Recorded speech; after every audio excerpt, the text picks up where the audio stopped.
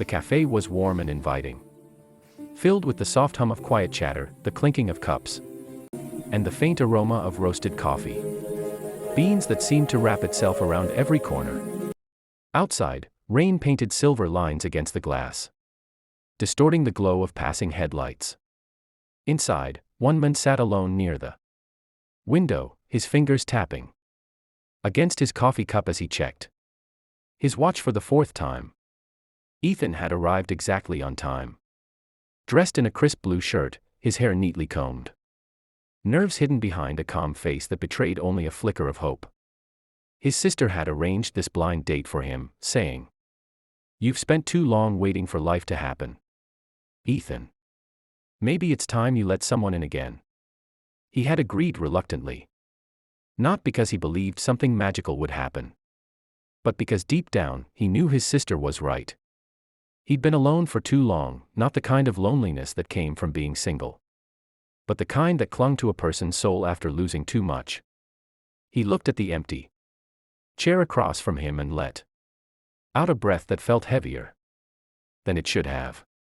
The reservation had been for 7. It was nearly 7:30. Maybe she wasn't coming. Maybe she'd taken one look at him through the window and decided against it. The thought stung more than he cared to admit. The waitress, a kind woman with tired eyes and a patient smile, passed by his table again. "Still waiting, honey?" she asked softly, setting down a fresh napkin beside him. Ethan nodded and forced a small smile. "Yeah. Maybe she got caught in the rain." The waitress chuckled kindly. "Or maybe she's just nervous. Blind dates are tricky." "Tell me about it," he said, looking out at the rain again. The city lights shimmered through the droplets, a blurry dance of gold and gray. He stirred his coffee absent-mindedly, his mind drifting back to the last time he'd felt this anxious, the first date he ever had, years ago, when he still believed in perfect moments and happy endings. Now, he wasn't sure he believed in much of anything. He looked around the café. Couples filled most of the tables, some leaning close, whispering secrets, others laughing loudly, unafraid of being heard. Love, he thought, had its own kind of rhythm. You could see it, feel it, even if you didn't have it. And for a moment, he wondered if maybe that rhythm had simply passed him by. He was reaching for his coat, ready to call it a night, when a soft, high-pitched voice broke through the background noise. "Excuse me. Are you Mr. Ethan?" He turned, surprised. Standing by his table was a little girl, maybe 6 or 7 years old, with curly brown hair tied into 2 small ponytails and a pink backpack slung over one shoulder. She held a small stuffed bunny with one floppy ear and looked at him with big, curious eyes. Ethan blinked, confused.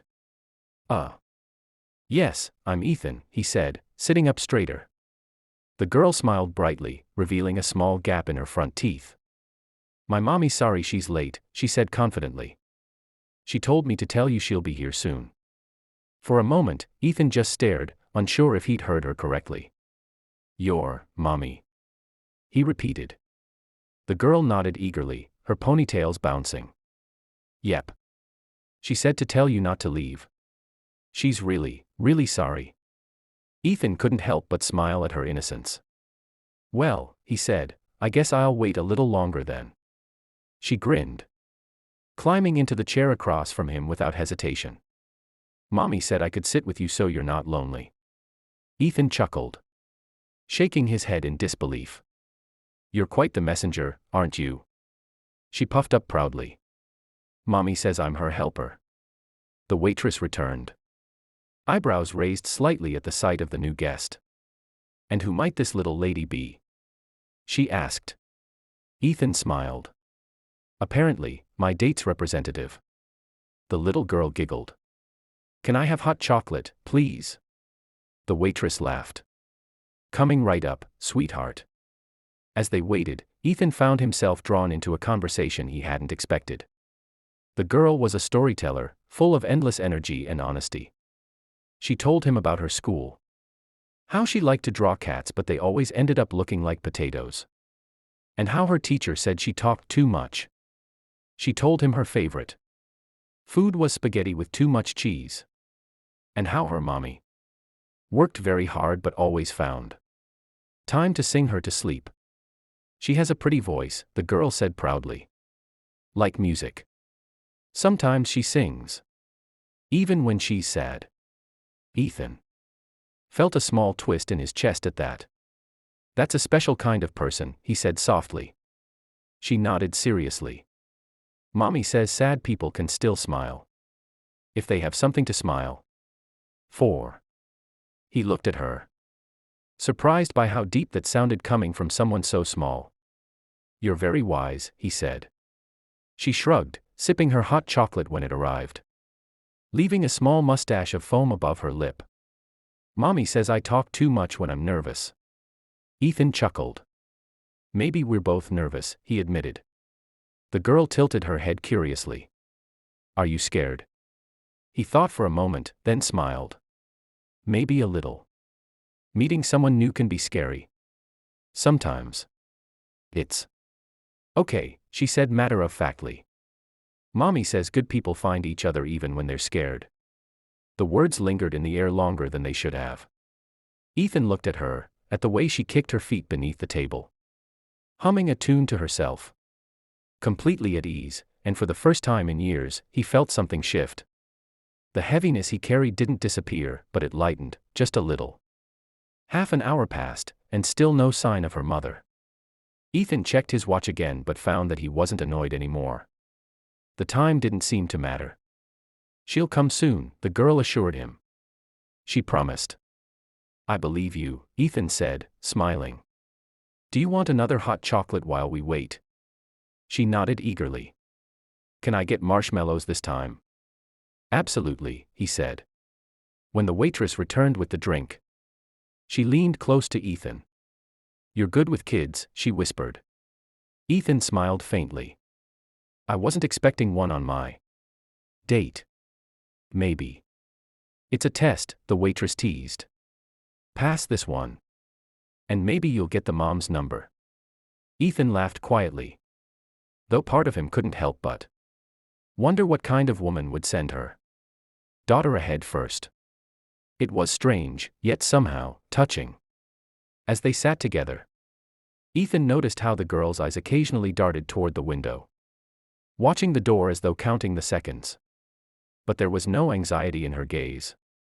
Only faith, the kind of faith children carried effortlessly, believing that everything would work out. You really love your mom, huh? He asked gently.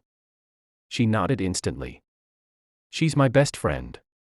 Then, lowering her voice as if sharing a secret, she added, but she's lonely sometimes.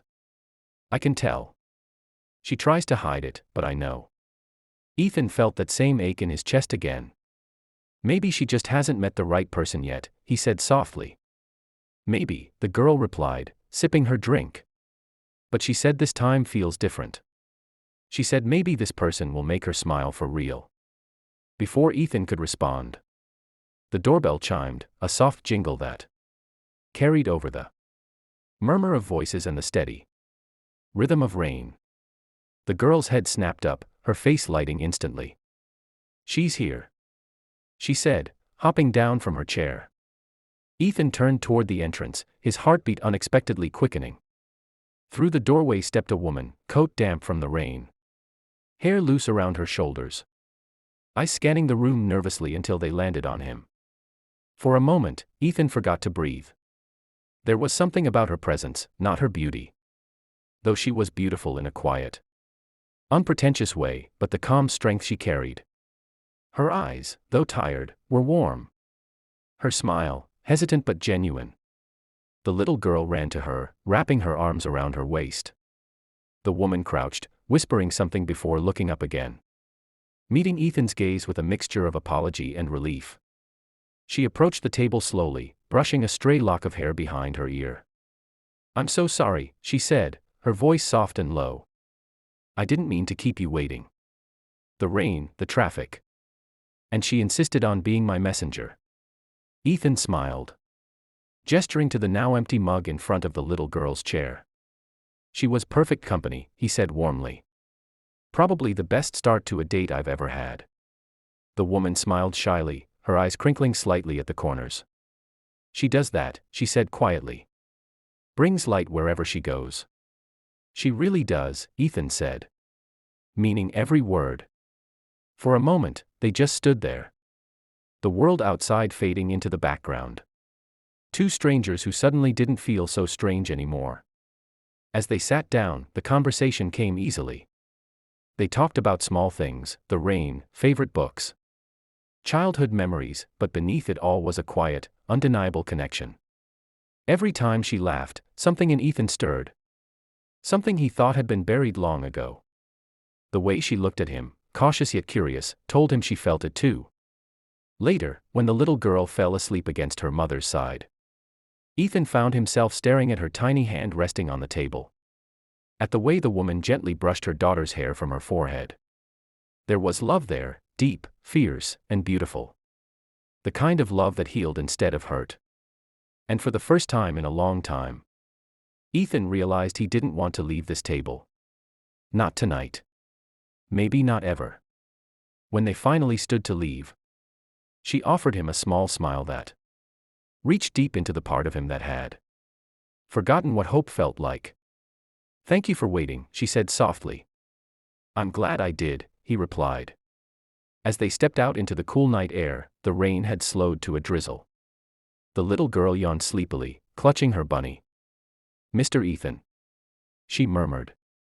Yes, he replied. I think Mommy's smiling for real now. Ethan looked at her, then at the woman beside him, who blushed and looked away. He smiled, a real one this time, the kind that came from somewhere honest. Then maybe, he said gently, this was meant to happen.